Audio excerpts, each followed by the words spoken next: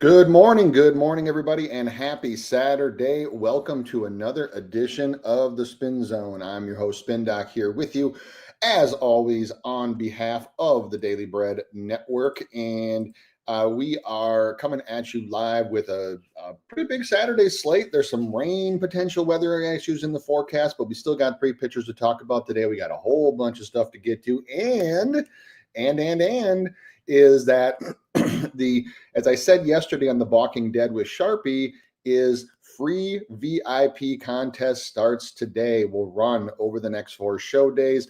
Super easy to get in. I have all the details. I'll explain at the very end. And we'll post them on X afterwards. It's all you have to do. All you have to do is like and repost our stuff. That's all we're asking for free entry for a free 2-week membership to VIP, which we'll get to in a moment. So this show is being brought to you live on behalf of the Daily Bread Network. Please, if you haven't yet, give that a subscribe. Give me a subscribe. Give me a follow, please. If you like what you hear at Spin Doc Sports on X, like the video, share our stuff, helps us get our content out there and all of that good stuff. All right. So as I've been posting on X, it's been a great week in the VIP. It's been a pretty good week on the show for stuff that have given out and we've talked about. VIP is running close to 60% as usual. We we pretty consistently from June on operate over the 20 and 30 unit mark, plus 20 and 30 unit mark for the year.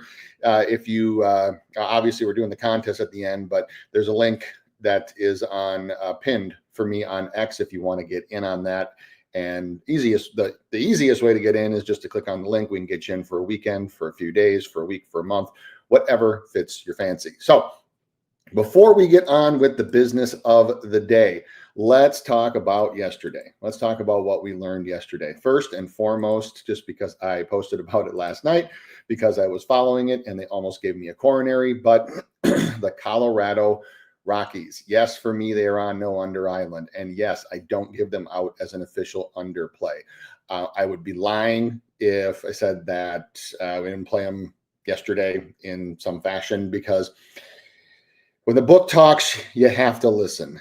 And as my guy Sharpie said throughout his review, his awesome review of Senga yesterday, when they lower a guy like that against a high strikeout team on a back-to-back, even if it's going home to road, the books don't do that unless they don't think he's going to eclipse the total or get to the total that he got the first time. So I'll rewind and kind of break that down. So pitcher is set at a 6.5 against a high strikeout team, and he gets 7, right? Or he gets 7, 8, whatever. So then he goes and faces them again, either on a back-to-back or close to a back-to-back or in every other start. So he has one start in between the face, and basically within 2 weeks. Then what happens is that line should be set almost exclusively, barring any injury, weather, etc., should be set at least what the first one was, if not more. And usually it's at what the first one is. So they just said it what the first one is. The way that they get their money on both sides is they mess with the juice. They don't adjust guys on a back-to-back, because conventional wisdom would tell you that on a back-to-back, guys are seeing this pitcher for the 4th, 5th, and 6th times in the last week. Hitter's muscle memory. You remember what he's going to throw, et cetera, et cetera. So maybe he'll have less strikeouts. Well, sometimes, but you also have a pitcher like Senga who throws like 7 pitches. And so, and a lot of pitchers can mix up their pitch mix and go like almost pitch backwards for the first time, what have you. So long story is, if a guy is at 6.5, hits a team for 7, and then gets him on a back-to-back, and they lower him to a 5.5, that should set off all kinds of warning bells in your head. I'm not saying you have to play the under. I'm just saying it should set off all kinds of warning bells in your head. The worst logic to take is to think, okay, well, he hit him for 7 last time, and now it's even lower. Well, I got to hammer the over.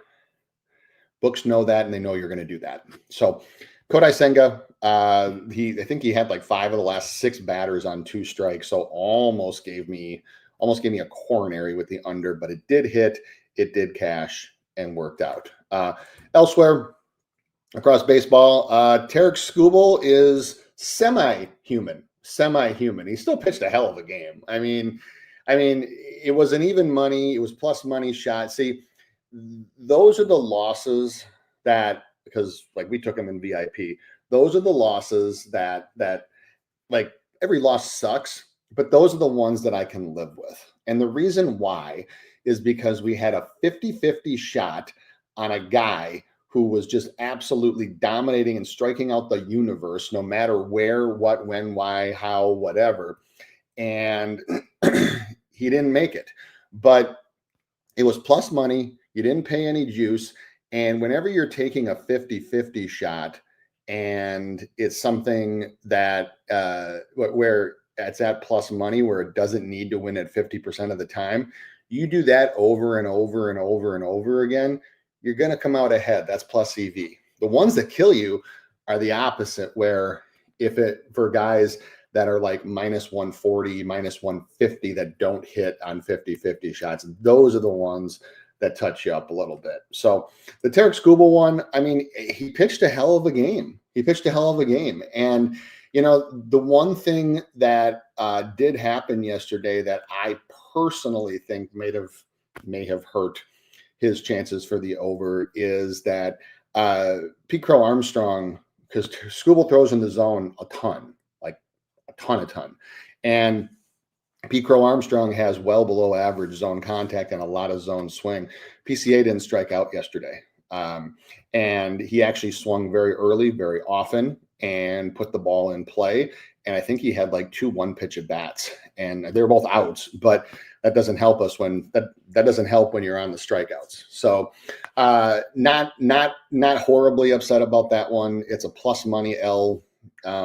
Every loss sucks, but I can deal with it. I don't think it's any indication about Skubal. I mean, as a pitcher, he had one hell of a game. So, and then elsewhere, I actually didn't see what happened with Edward Cabrera. I obviously know that he was pulled.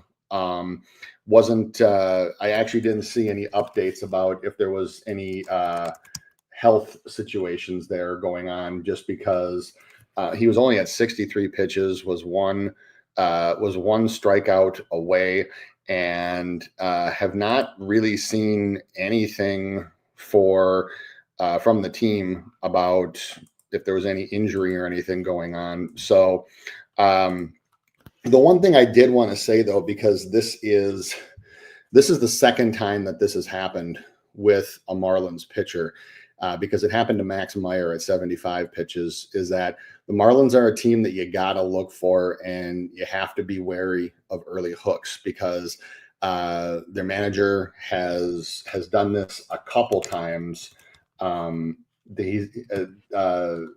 has done this more than a few times with some of his younger pitchers. The only guy that he doesn't really do it to is Alcantara. And so it's just something I'm going to commit to memory. It's something I'm going to commit to memory, and just understand that regardless of what the outs prop is, if it's a young guy on the mound, I don't think that I can trust McCullough.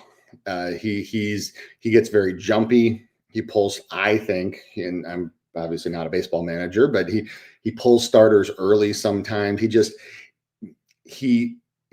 doesn't let them work through their stuff. Now, maybe that'll change after the All-Star break. Maybe that'll change with a few guys, but understand that McCullough has had a tendency to pull guys much earlier. I mean, he pulled Meyer at 73 before pitches. He pulled Cabrera at 63.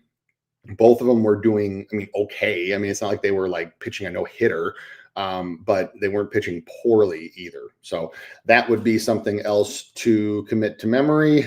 And I'm trying to think if there's anything else that I wanted to cover from last night. I'm not sure that there is.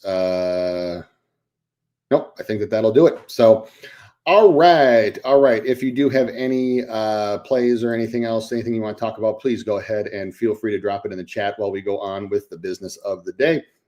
Welcome in, Mr. Cover. Thank you for joining, my friend. Appreciate it. And he has Giants first five as a lock. Giants first five as a lock. I'm assuming that's the money line. So if you want to tail that one. But we will talk about three pitchers today. We'll break them down in detail. If there's any, again, that I don't cover, please feel free to drop those in the chat about what you want to hear. Also saying shout out and good morning to Eric. And also to Slim, good morning to both of you, always with us. And Mr. Cover clarifying, Giants first five minus a half. So not the money line, because the money line is going to be more juiced, but to actually win the first 5 innings. So thank you, Mr. Cover. If you want on that one, there you go. And what's up to Adams Digest, always with us. Thank you, my friend. Always great discussions we have up in VIP. So welcome in, my guy. All right. The first pitcher of the day that we will talk about is Mr. Yoshi Yamamoto, striking guys out at a 28.8% clip, walking guys at an 8.6% clip. He is at the Cardinals today in an early afternoon game. Remember this, the game last night did end later. It wasn't horrible, but it still was about an extra hour and a half, hour and 40 later because of a rain delay, and which shouldn't be an issue today. Yoshi is set at a 5.5, which is evenly juiced on both sides. So Yoshi has been at a 6.5 for 3 of his last 4 starts.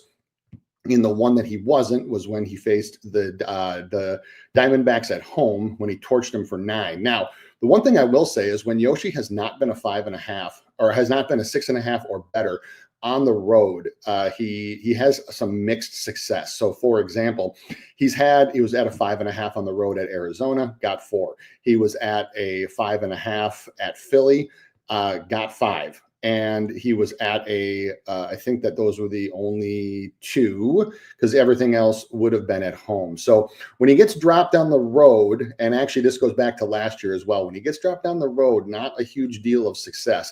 Outs are pretty solidly set at 17.5. Hits and walks are at their usual 4.5 and 1.5, with both of those juiced to the over. Now, what I saw when I broke down Yoshi is a few things. Yoshi does spend 47.2% of his time in the zone. That's right about league average. His zone contact is below pitcher average. His chase contact is below average. But whenever I look for Yoshi, I do look for that zone contact, and I look for guys who are going to take pitches often in the zone and who are or not make great zone contact. Reason being is because Yoshi does have a very good splitter. He's got a very good curve. When you put yourself in 0-1, 0-2, 1-2 holes, you do set yourself up for those out pitches, both of whom, the splitter and the curve, have a 38% whiff percentage or better. Now, when I look at the Cardinals lineup, which is projected to be 4 lefties and 5 righties, Yoshi strikes them out right about the same amount. Not a huge difference there. I do see that there are a lot of guys that do take in the zone. Nootbaar, Wynn, Donovan, Herrera, Arenado, and Contreras and Pegas in the projected all swing at or below league average in the zone. The only 2 that swing above league average are Burleson and Scott. So I might have been led to the over. My problem here becomes twofold. Number one, the drop is concerning.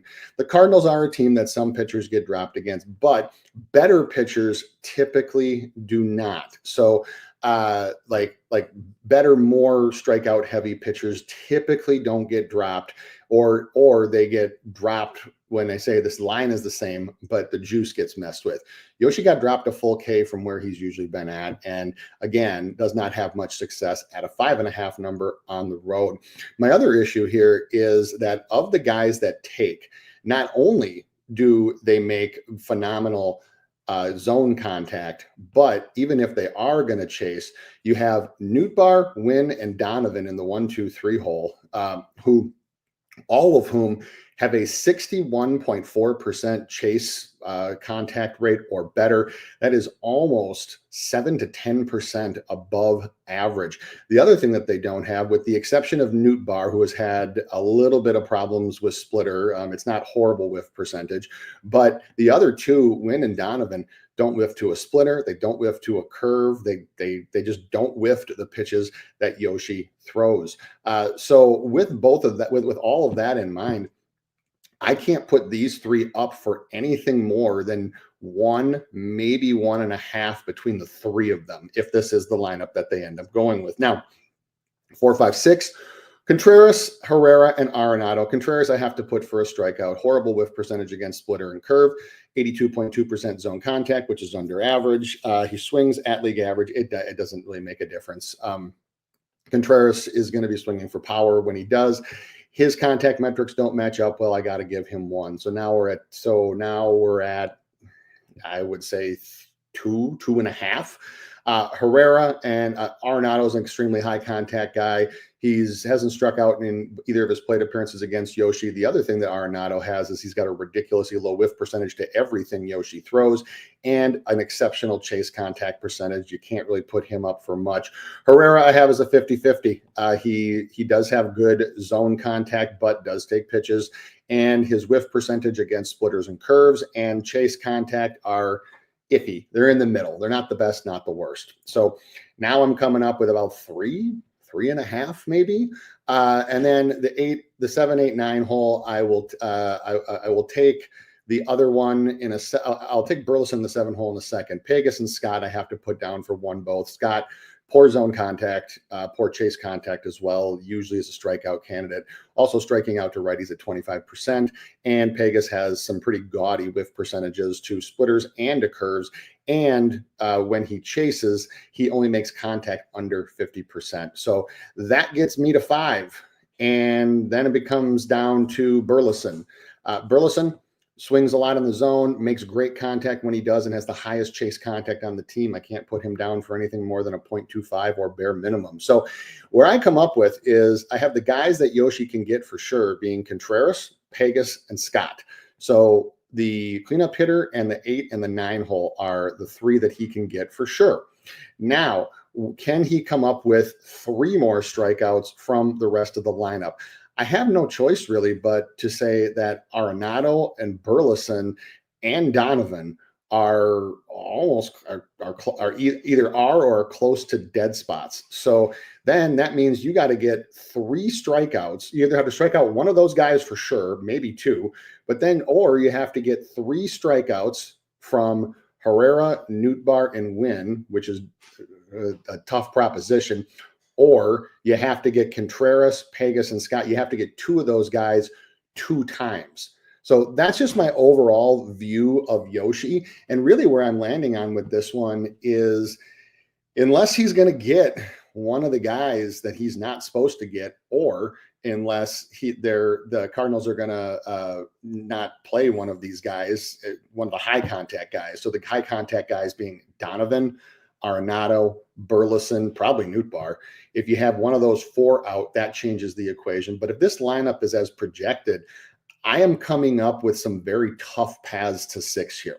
Can he get there? Yeah, he can. But this just is not the type of team, especially with their whiff percentages against his out pitches, because only 3 of the 9 have bad whiff percentages to a splitter, and only one, Contreras, has a poor whiff percentage to a curve. The Cardinals make contact against these pitches really well. So if this is the lineup they're going to run, are there paths to 6? Yes, but there's many more paths to not reach 6. And so at a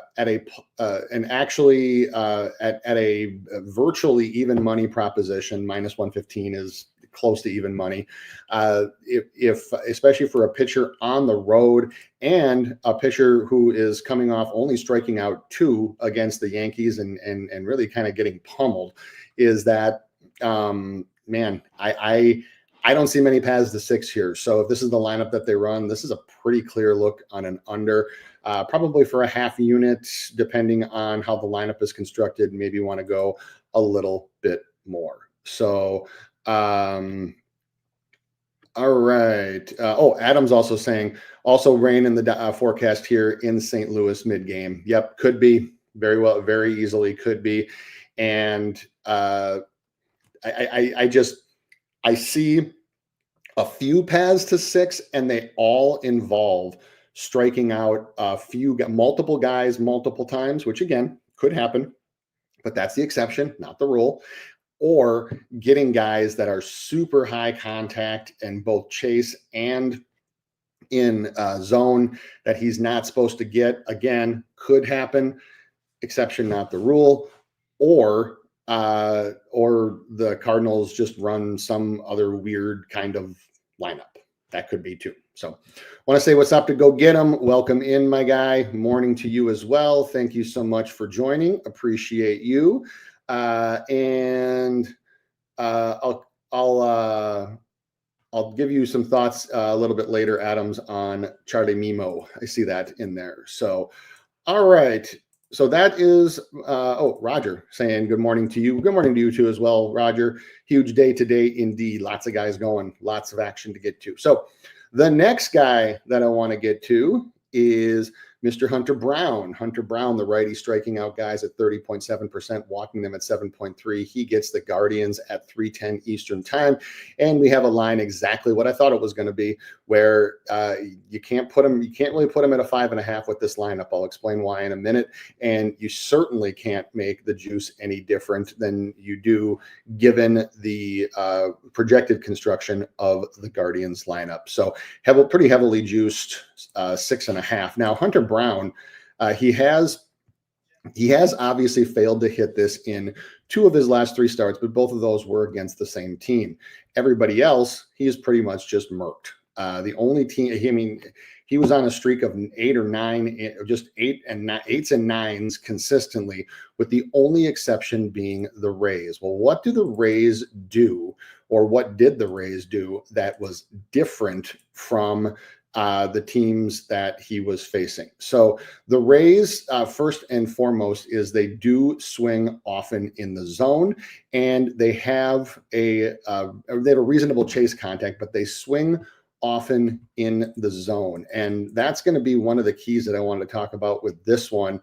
And why I think that the line is correct is because while Brown does spend 48.4% of his time in the zone, which is about league average, his zone contact is outstanding for how often he's in there. Under 80%. I talked yesterday on the Walking Dead. Anything under 80 is considered good. Anything under 75 is considered outstanding. Anything under 72.5, like say Tarek Skubal, is just absolutely elite. Because you think about it, you throw 10 pitches in the strike zone where hitters are supposed to swing, major league hitters, and they whiff on 3 of them. I mean, that is ridiculous to make a major league hitter miss. I can see outside the strike zone when you're chasing and trying to poke the bat and swinging like off balance, whatever. But when you're totally on balance and you can just get guys to miss at that rate, it's pretty damn good. So the Guardians' projected lineup is 8 lefties and 1 righty. Brown does have a slight disparity, is striking out lefties a little bit more. But where I really look is the zone swing and the zone contact. Now, for this Guardians team, there are only 3 guys who take pitches in the zone. Only 3. And those are Kwan, Santana, and Jones, although in the 1, 5, and 9 holes, respectively. So Kwan is going to be a dead spot. We have to just mark that up. His contact metrics are elite, even though he's going to take pitches. I mean, just to give you a clue, 96.2% zone contact. That's, I believe, one of it. Arise or Mookie Betts might be the only 2 guys higher than that. That is just unreal.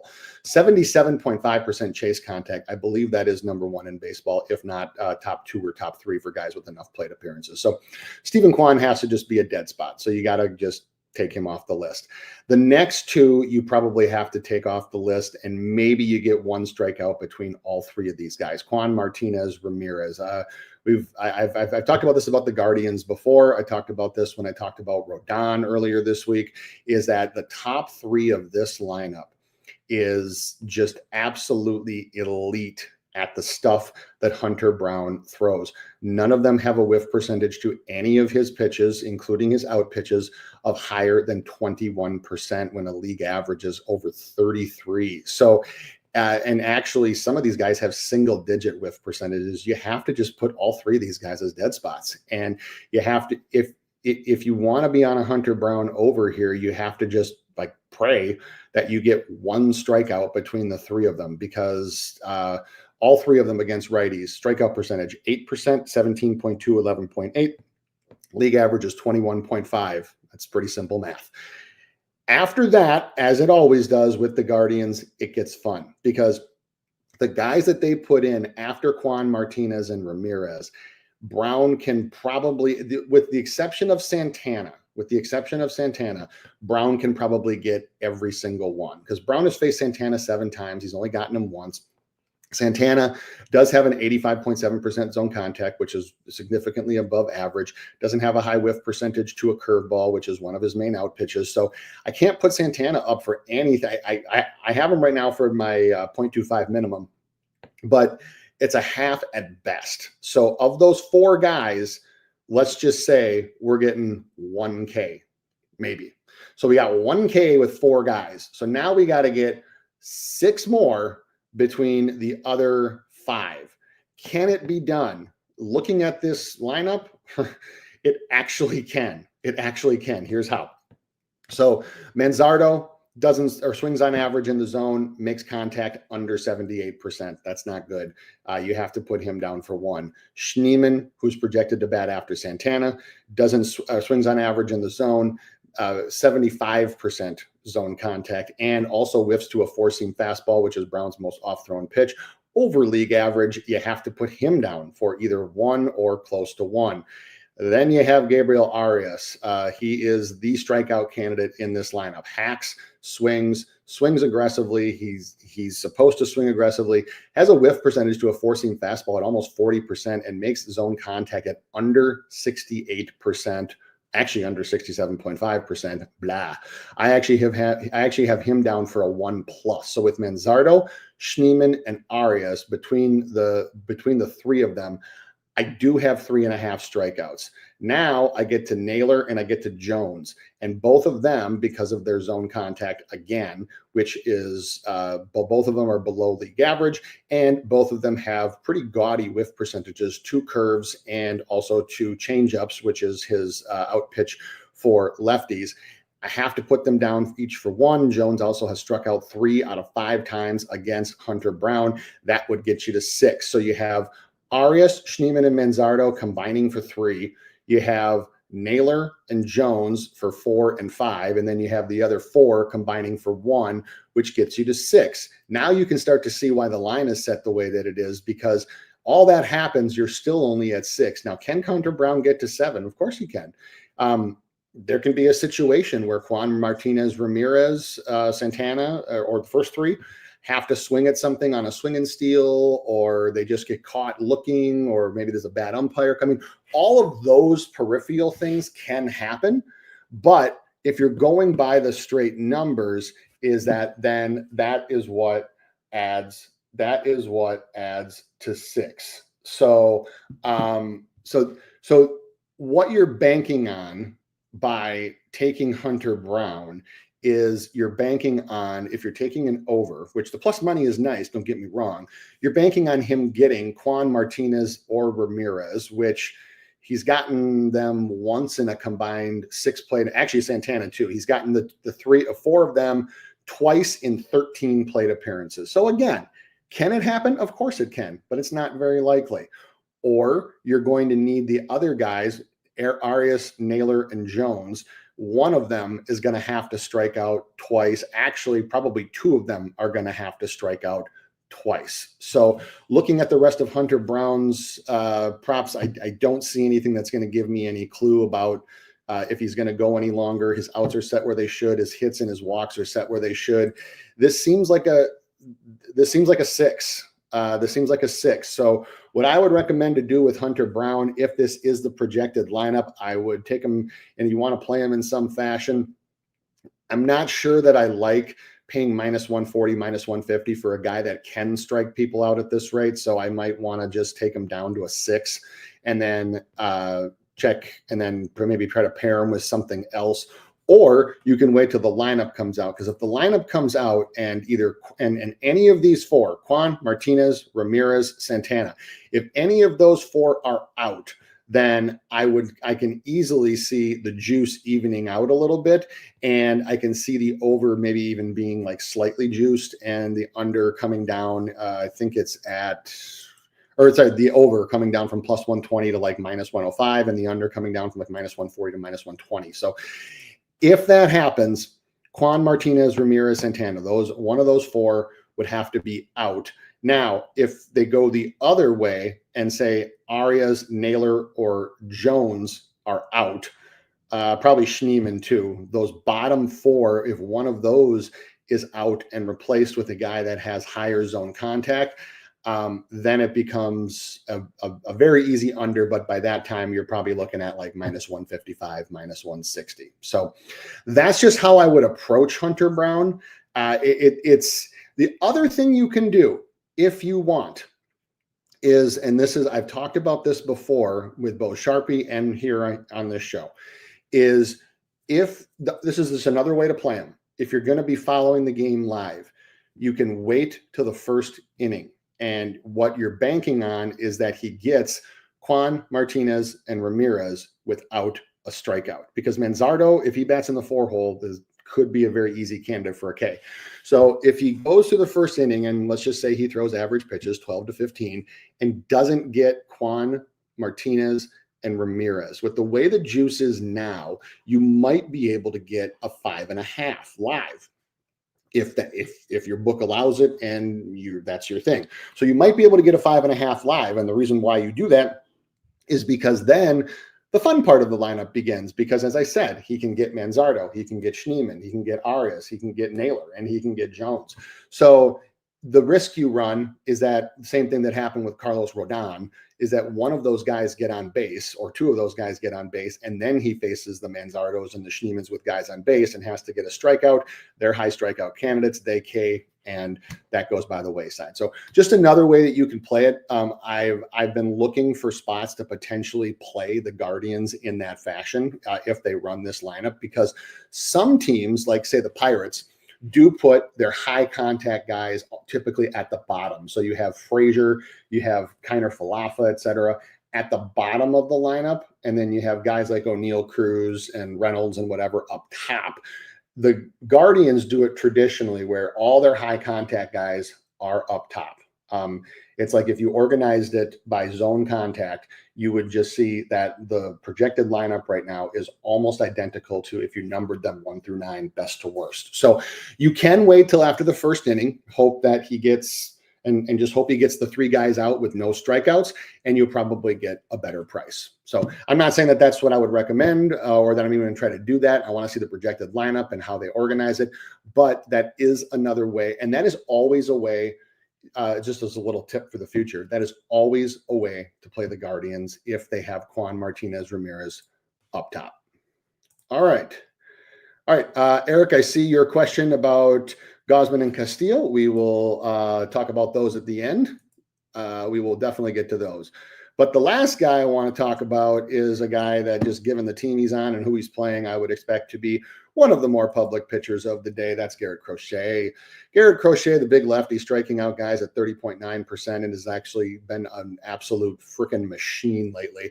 Walking guys at an 8% clip. He gets the Yankees at 6:35 Eastern time.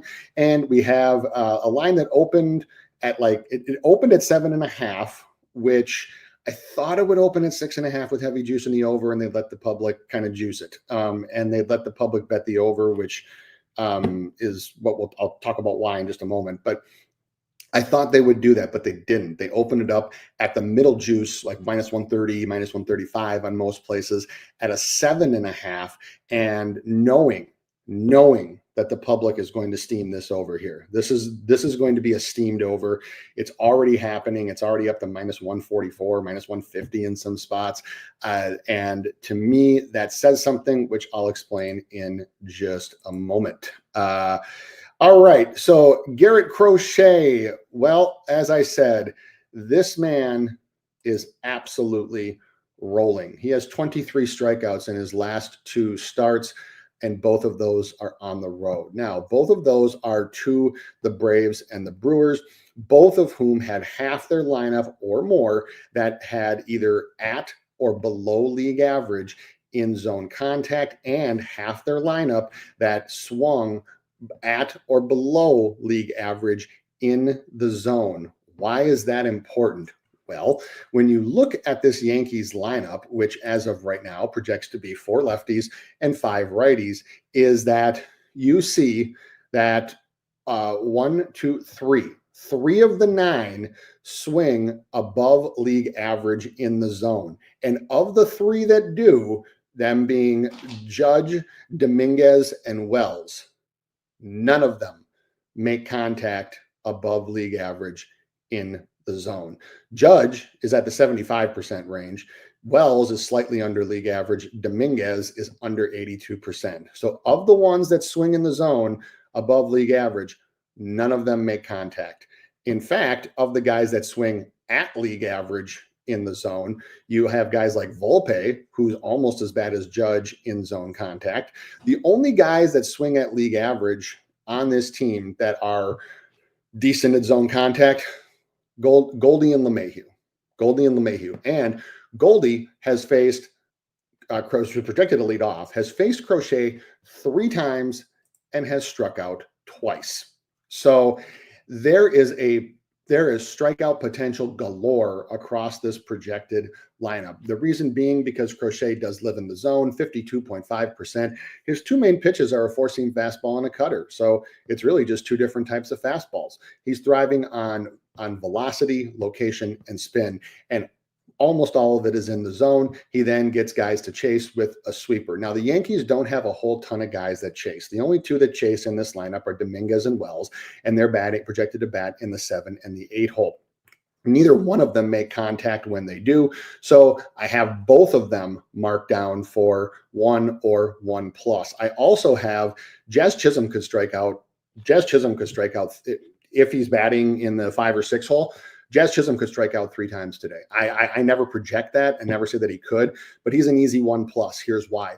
Is that Jazz Chisholm does take pitches in the zone, but when he swings in the zone, he makes contact at 70.7%. That is 12% under hitter average. He also, to a cutter, which is Crochet, not even his out pitch, it's just his secondary pitch, has a whiff percentage close to 50. He strikes out to lefties at almost 33%. He's faced Crochet 3 times and has struck out twice, and his chase contact for when he does chase to the pitches that Crochet throws is almost 10% under league average. He is the perfect candidate for a Garrett Crochet strikeout. So I never say that guys will strike out twice, just because it's hard to do, and it's hard to bank on that to say like, okay, this guy has to strike this guy out twice. But if there was anybody that's going to strike out twice, Jazz Chisholm. If there is a strikeout prop, if he's in the lineup, if there's some book that offers you gross plus money at over 1.5 strikeouts for Jazz Chisholm, I wouldn't be opposed to throwing a few bucks on it, because Crochet has, he's only faced him 3 times, and yes, he struck him out twice. But what I'm getting at is everything that Crochet does and everything that Crochet throws is just tailor-made to strike out a guy like Jazz Chisholm.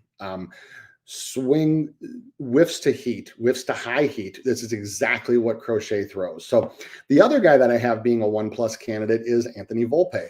Volpe is projected to bat in the 5 hole today. He's got almost a 30% whiff percentage to a 4-seam fastball, makes zone contact at 76.9, which is well under average.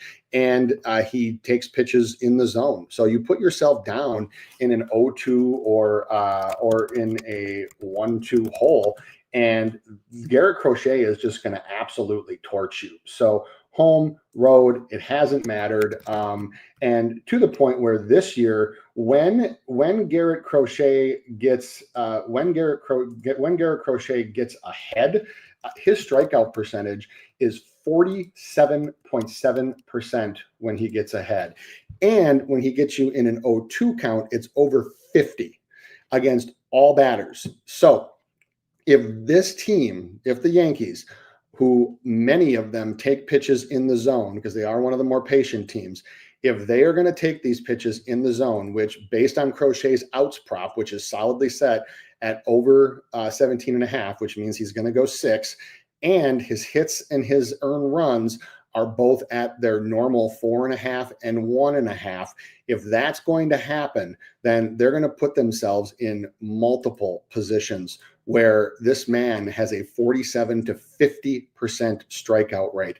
It doesn't really take a genius to know where you have to look here. This is over or nothing by a mile, by a country mile. Still going to wait for lineup, still going to see what they're going to do.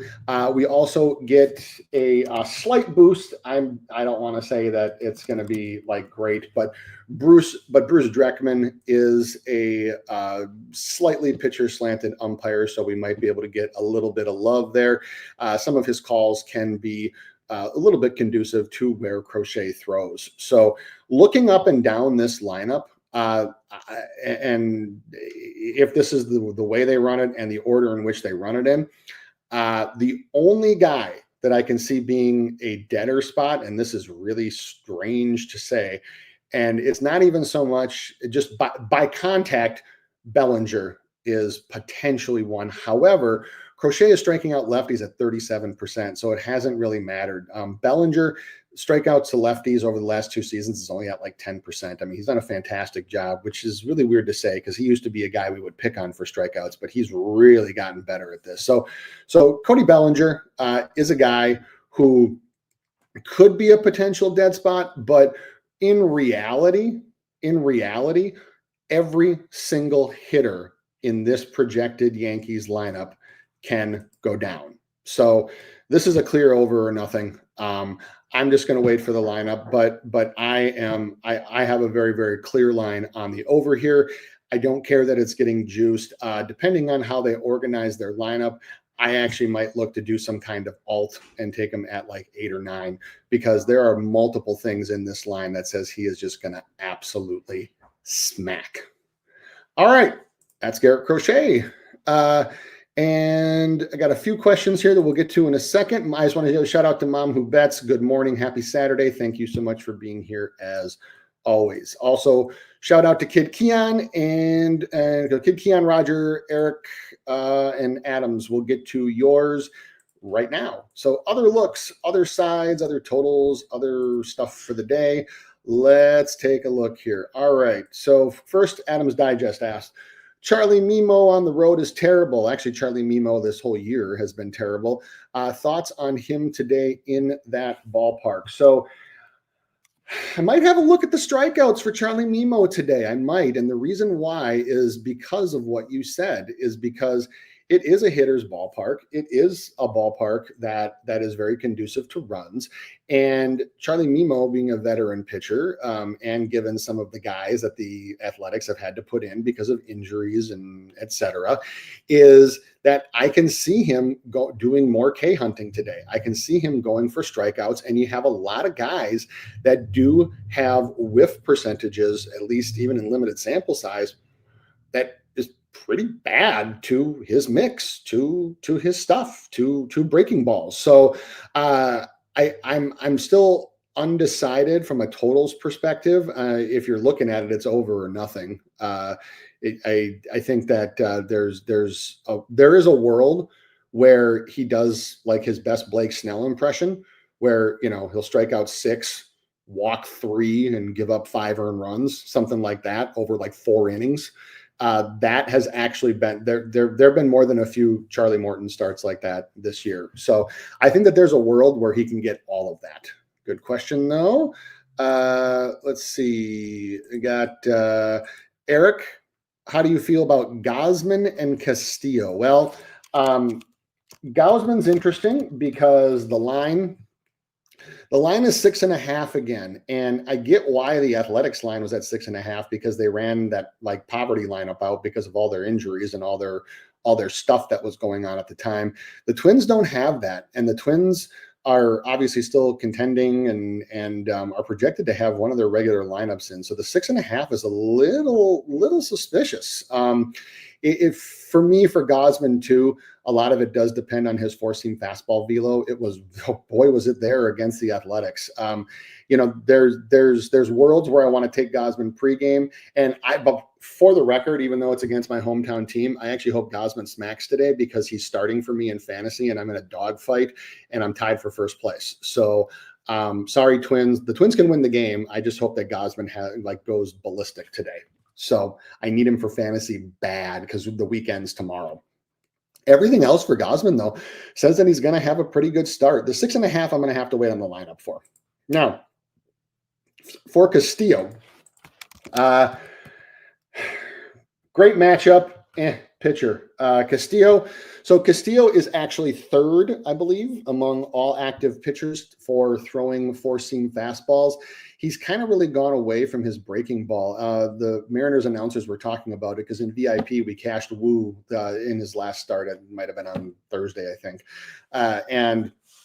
and they were talking about this, about how Castillo and Wu are two of the top either 4 or 5 pitchers when it comes to percentage of time that are four-seam fastballs. Now, if we get Chris Taylor, if we get Adele, and if we get O'Hop, those are all 3 guys who whiff heavily to a four-seam fastball, and I believe Castillo has some decent history, at least against some of them. Yeah, he's got Taylor Ward 6 out of 18 times.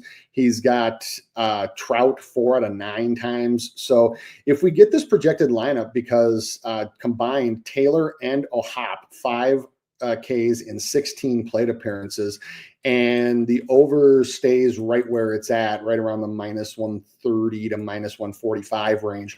It might be one I'm interested in. I might also be interested in combining Castillo at 5+ with something else and limiting my risk a little bit, because Castillo has had a tendency this year to just go exclusively fastball and just have guys put the ball in play, et cetera, et cetera. So, yeah, I don't dislike the look, and the history sure is there. Castillo has had too many games where he has just gone fastball, and guys have put it in play. But if we get this Angels lineup, that's a team that can for sure strike out to him. Roger asking thoughts on Logan Webb. If you're talking about strikeouts, on one hand, I like it because the Braves can always be prone to strike out, but Logan Webb is a tough nut to crack for me, because there are games where he goes out and he tries to get his Ks and he is actively K hunting, and then there's other games where he's recording 20+ outs and pitching more to contact. Looking at his history against this team, which there is ample history. There's not fantastic strikeout history. So even Michael Harris, who can be a strikeout waiting to happen, he's got 2 out of 11. He's only gotten Olsen 6 of 24, Austin Riley 4 of 23, Marcelo Zuna 4 of 16. So it's iffy. I think if you're going to take anything with Logan Webb, his outs over might be a look with him at home. He's probably actually a guy that I'm just going to stay away from today, because I see a few variances in his lines, and his Ks gave me mild interest early, especially at home at the light juice. I don't know. There's just not a lot of K history there. So it's probably a guy I'm just going to leave alone. And Kid Keon asking thoughts on Mitchell Parker.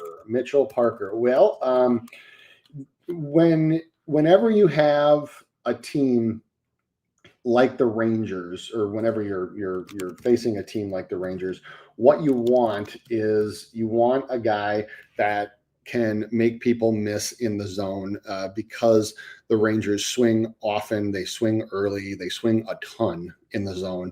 And Mitchell Parker, unfortunately, doesn't do that. He allows 86% zone contact, and he does operate in the zone a ton at 53.5%. So what I was actually looking for with Mitchell Parker was to see if his outs were up, which to me could indicate that maybe he doesn't get strikeouts, but he has a longer start. And I didn't get that. What I did get was a juice to the over earned runs and hits.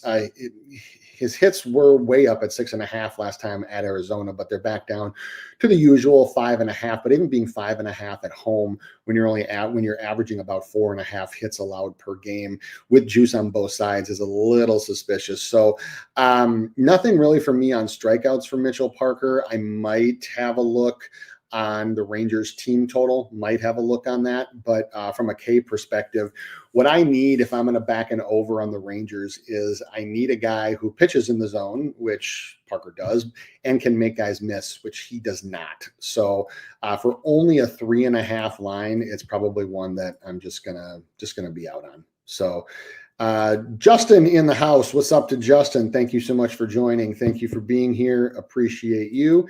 And Slim saying he loves Charlie today, loving Charlie Mimo today. Yeah, I think because I've seen this before. I've seen this before with certain pitchers, back when you're playing in abnormal stadiums like that, is that I can see him trying to get strikeouts more and trying to get throw pitches that induce weak contact. I mean, his fastball was just average, below average now. So, I mean, you hit 94, 95, but that's what a lot of guys do. So I can see him going more breaking balls to try to induce some swings. So you might actually, like I said, you might get a Blake Snell experience type start today where it's 5 earned runs, 4 walks and 6 strikeouts. And he's out of the game in 4 innings. And I especially say that because I think, if I remember right, when I looked at his outs prop, outs are at 16.5. So, and his walks are at 2.5. So yeah, I just, something tells me that Charlie Morton has a decent start today. Not that he won't give up some runs, because his earned runs are 2.5 juice to the over. And I think that might be an option too. So, but there are worlds where he can pitch quite well and still give up 3 earned runs. And go get him saying Skubal only got 6 against this team with Jazz, Dominguez, Wells, Volpe in. Does that concern you at all with Crochet? No, not really. When Skubal got, let's see, when did Skubal face them? It was a while ago, wasn't it? It was, yeah, all the way back. It was all the way back in April. So things have changed a little bit since then. The Yankees zone contact has gone down considerably. And you've also had Jazz come back from the injured list and hasn't been the same player. So it's a little bit different scenario for me, because Skubal in his first 3 starts of the year, the Yankees one being one of them, even one against the Mariners, he only averaged about 5.6, 5.7, or no, 5.8 strikeouts per game. It wasn't really until May that he really turned it up. The other thing with that Skubal start is that he only threw 87 pitches. They kind of babied him in that first month of the year. And Crochet over his last 2, if I remember right, I believe that he has thrown, he's gone over 103 or 4 of his last 5, and he threw 112 last start. I mean, so it's I get where you're coming from, but it was a different Yankees team back then. To me, it was a little bit different swinging Yankees team, and it was also a different Tarek Skubal, and he also threw projected like 30 less pitches than what Crochet is going to throw. Okay, other looks, other sides, other totals for today. Let's see what we got. All right. For a money line, if you want, again, plus money is the only thing that I look at here. I think that there's value on the Marlins. There's a couple things in the line that I'm seeing that says that even like Taj Bradley might get strikeouts, but I'm not really. To me, there's value on the Marlins here because this money line also hasn't even moved that much. It's only moved like a cent. And you have 81% of the bets and 77% of the money on the Rays. With Taj Bradley going, it's a little auspicious to me. So Marlins at plus 140, I think, has value. I think the Braves to win the game, not necessarily the saying that Logan Webb's going to have a bad start, but the Braves to win the game at plus 132 also has value. And I think that might have been the last one. Oh, and then the other one, it's lightly juiced, but I think there's still value on it because it's the same scenario. The Red Sox money line is at minus 108. It's moved 1 cent, and you have 77% of bets, 71% of money on the Yankees. You're also backing Garrett Crochet in this case. So I normally don't give out juiced money lines, but usually it's anything more than minus 110. So I think that has value as well. If you really want to gamble, or want to put this in like a mega super fun money parlay, there's a slight, and I say slight, and please don't put a lot of money on this if you're trying to bet this standalone. There's actually a little bit of value on the Rockies to win today at plus 240, and go ahead and throw up in your mouth and etc. But facing Clay Holmes on a back-to-back, etc. At home, Holmes's pitch mix is not one that for a guy pitching at Coors typically does very well with. So there's minor value on the Rockies at plus 240. All right, totals for tonight. Yeah, I think the only one that I had was Braves and Giants under 7.5 has some value, and I think that the under actually, and this plays into Charlie Mimo possibly having a good start. The Athletics and the Orioles under 11. Well, it's 10.5 now, but under 10.5 has a little bit of value as well. I got a couple more questions here. Slim asking thoughts on Littell. I'll give you my strikeout thoughts, and then I'll just talk about him in general. Because I'm assuming you're talking about Zach Littell. Zach Littell, actually, what is his line? Actually, I'm not even finding his line today. Give me 1 second.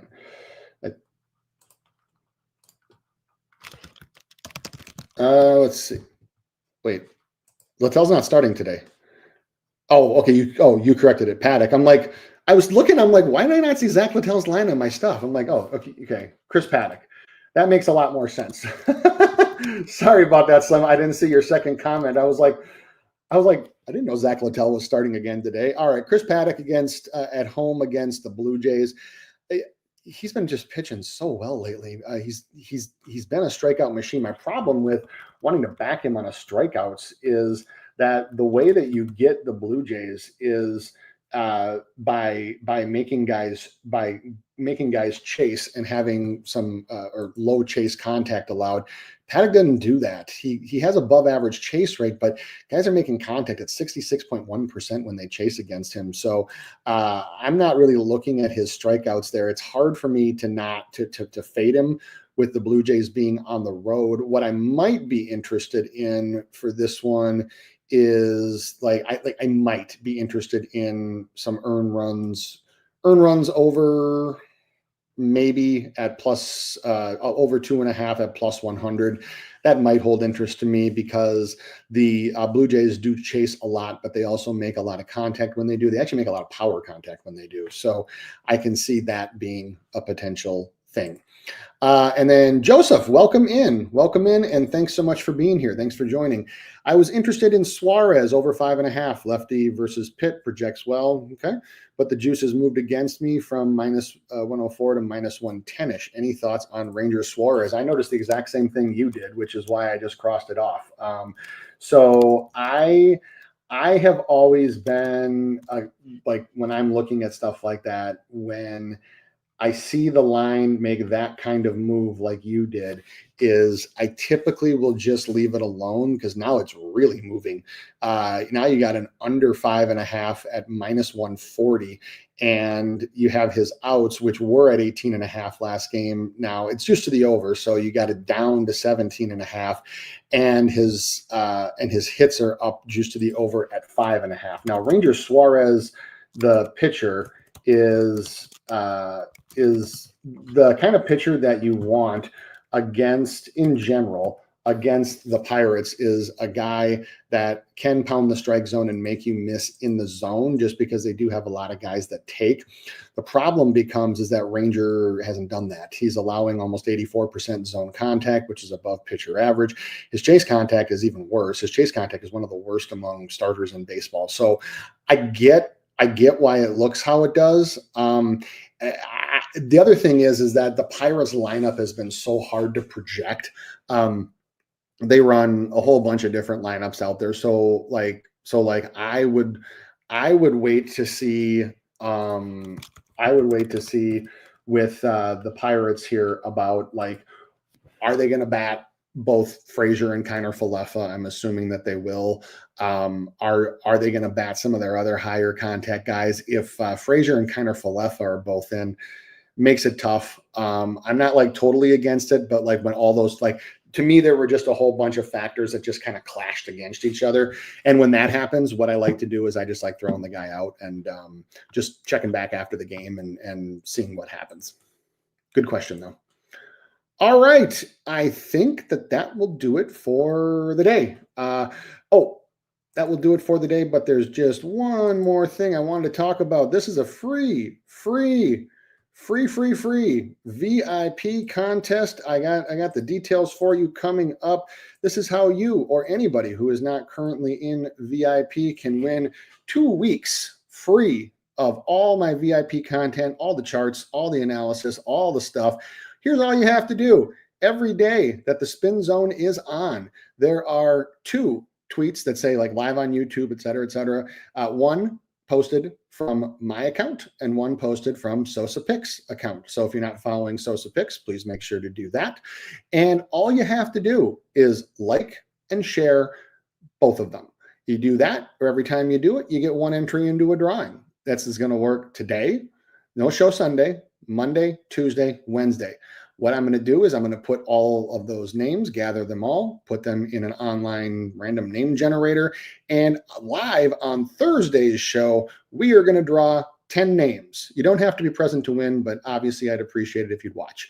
10 names, and those 10 names will get 2 weeks free of VIP membership. 2 weeks free of VIP membership. Literally, the only thing you have to do is go to where it says, like where it posts live on YouTube, whatever, like and share, and then go to Sosa Picks, where the exact same post, exact same tweet, and like and share. 1 entry for each time you do it, for a maximum of 4 per day. So if there's any questions, please let me know. But yeah, like I said, I'll draw 10 names, and those 10 names will win a free VIP membership to win the day VIP with all my stuff for 2 weeks from the day that you win. So I'm in a giving mood. VIP is doing great. We're hitting it almost 60%. We're up over 20 units for the year. We're cashing tickets left and right.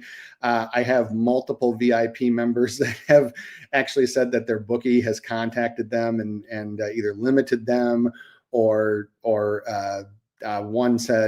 one said, like, before I joined, I was, sometimes I pay, sometimes he pays. And my guy was asking me, like, what got into you? Like, how are you doing this? And that's fun. Like I don't want people to get banned from books, but it is fun when people start getting those, and it makes you feel good. It makes it like I wear it like a badge of honor.